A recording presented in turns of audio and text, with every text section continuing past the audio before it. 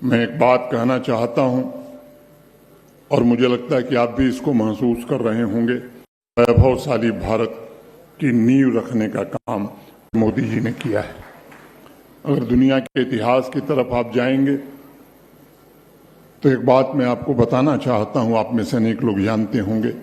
प्राचीन काल में 11वीं शताब्दी के आसपास वर्ल्ड जीडीपी में हमारे देश भारत का हिस्सा 33% हुआ करता था, 33%। उस समय वेस्टर्न यूरोप के सभी देशों को मिला करके वर्ल्ड जीडीपी में उनका जो शेयर था, हिस्सा था, वो 11% था, 11% था। अमेरिका, कनाडा, ऑस्ट्रेलिया वगैरह का वर्ल्ड जीडीपी में शेयर कुल मिलाकर 1% से भी कम हुआ करता था, जो आज दुनिया के ताकतवर और विकसित देश माने जाते हैं। यानी अगर हम विचार करें तो प्राचीन काल में भारत सामाजिक आर्थिक रूप से दुनिया के बाकी देशों से बहुत आगे था। हमने हजारों साल विश्व की तरक्की का नेतृत्व किया है। 1765 में जब ब्रिटिश राज शुरू हुआ, जब ईस्ट इंडिया कंपनी आई, तब भी दुनिया के जीडीपी में भारत का जो योगदान था लगभग 27% हुआ करता था। गुलामी के लंबे कालखंड में हमारा यश, धन, वैभव, कीर्ति सब कुछ लूट लिया क्रांताओं ने। और एक मोटे अनुमान के हिसाब से मैं कह सकता हूं कि अंग्रेज भारत से 45 ट्रिलियन डॉलर लूट करके ले गए। इतने की संपत्ति भारत की, चाहे स्टील इंडस्ट्री हो, शिप बिल्डिंग इंडस्ट्री हो, टेक्सटाइल इंडस्ट्री हो, सबको तहस नहस कर दिया। वह भारत जो दुनिया का सबसे धनी, सबसे ज्ञानवान और सांस्कृतिक और आध्यात्मिक रूप से जो सबसे समृद्ध राष्ट्र था, इन आक्रांताओं ने उस राष्ट्र को पूरी तरह खोखला कर दिया। लेकिन मैं मानता हूं भारत के वर्तमान प्रधानमंत्री नरेंद्र मोदी जी के नेतृत्व में भारत पुनः अब एक आर्थिक शक्ति बनकर उभर रहा है। 1947 में जब हमें आजादी मिली तो 1950 के सर्वेक्षण के आधार पर वर्ल्ड जीडीपी में हमारे देश का कंट्रीब्यूशन महज 4% रह गया। इतिहास ने फिर करवट बदला है। इन 11 वर्षों में दुनिया की 11वीं अर्थव्यवस्था से आगे बढ़ते हुए आज हम दुनिया की चौथी बड़ी अर्थव्यवस्था बन गए हैं। इंटरनेशनल मॉनेटरी फंड, अंतर्राष्ट्रीय मुद्रा कोष के 2023 के सर्वेक्षण में जो बात कही गई है कि आज वर्ल्ड जीडीपी में भारत का हिस्सा 15% से ज्यादा हो गया है।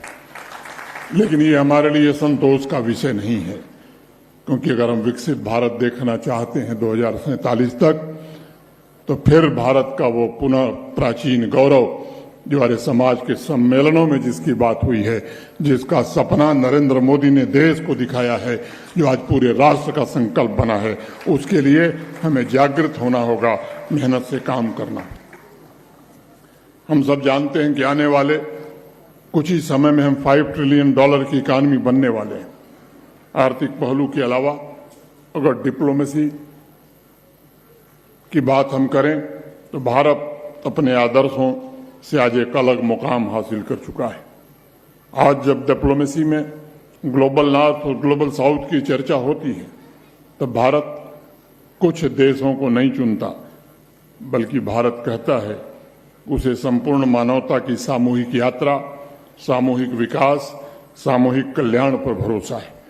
भले ही भौगोलिक सीमाओं ने राष्ट्रों को अलग अलग किया होगा, लेकिन उस बंटवारे में भी भारत एकता के सूत्र ढूंढने लगा है और विभिन्न देशों और संस्कृतियों के बीच परस्पर सम्मान और सहयोग की भावना विकसित करने पर बल दे रहा है। यहाँ उपस्थित बहुत सारे मित्रों को शायद स्मरण होगा, 2023 में भारत के माननीय प्रधानमंत्री जी भारत प्रशांत द्वीप समूह सहयोग शिखर सम्मेलन में भाग लेने के लिए एक बड़े छोटे देश पापुआ न्यू गिनी गए थे। वहाँ एयरपोर्ट पर पापुआ न्यू गिनी के प्रधानमंत्री जेम्स मारापे ने उनका स्वागत किया और वो तस्वीर जिसमें वो प्रधानमंत्री जी का पैर छूते हैं, पूरे देश और पूरी दुनिया ने देखी। कोविड पैंडेमिक के दौरान जब पापुआ न्यू गिनी कोविड की विभीषिका से जूझ रहा था, बेमौत लोग मारे जा रहे थे, तब भारत ने कोविड वैक्सीन पहुंचाकर उसकी मदद की थी। सिर्फ पापुआ न्यू गिनी ही नहीं, बल्कि वैक्सीन मैत्री के तहत भारत ने एक पृथ्वी एक स्वास्थ्य की जो परिकल्पना को साकार किया, दुनिया के 100 से अधिक देशों तक वैक्सीन पहुंचाकर मानवता के कल्याण के लिए भारत ने काम किया। गुयाना के राष्ट्रपति डॉक्टर इरफान अली ने उस समय कहा कि पैंडेमिक के उस खतरनाक दौर में भारत ने जिस प्रकार हमारा साथ दिया, उसे शब्दों में बयां नहीं किया जा सकता। यह वेदों में मौजूद समस्त ब्रह्मांड के कल्याण के मूल मंत्र का जीवंत उदाहरण है। आप कल्पना कीजिए, जिस समय पूरा विश्व लॉकडाउन की स्थिति में था, हर देश अपने नागरिकों के स्वास्थ्य की रक्षा के लिए संसाधन जुटाने में लगे थे। जल, थल, नभ सब कुछ बंद हो गया था। उस समय भी भारत अपने नागरिकों का ख्याल रखने के साथ साथ विश्व के स्वास्थ्य की भी चिंता कर रहा था।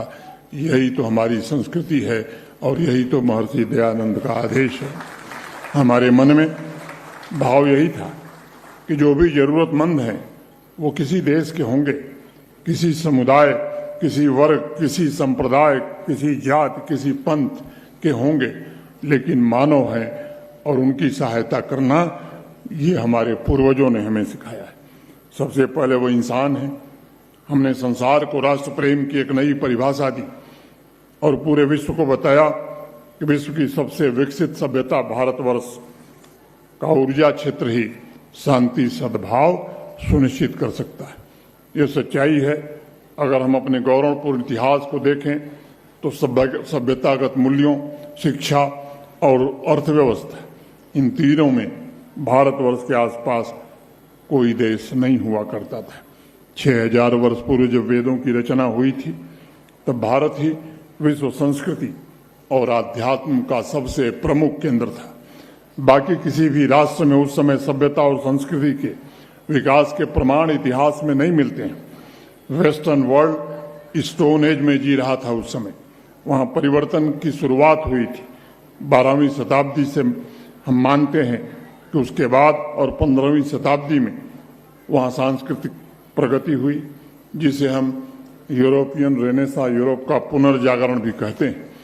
लेकिन यूरोपीय पुनर्जागरण से हजारों वर्ष पूर्व भारत में साइंस, मैथमेटिक्स, एस्ट्रोनॉमी, मेडिसिन जैसे अनेक क्षेत्रों में विकास के द्वारा सामाजिक आर्थिक उन्नति की नींव भारत पहले रख चुका था। वही जीवंतता आज नजर आ रही है।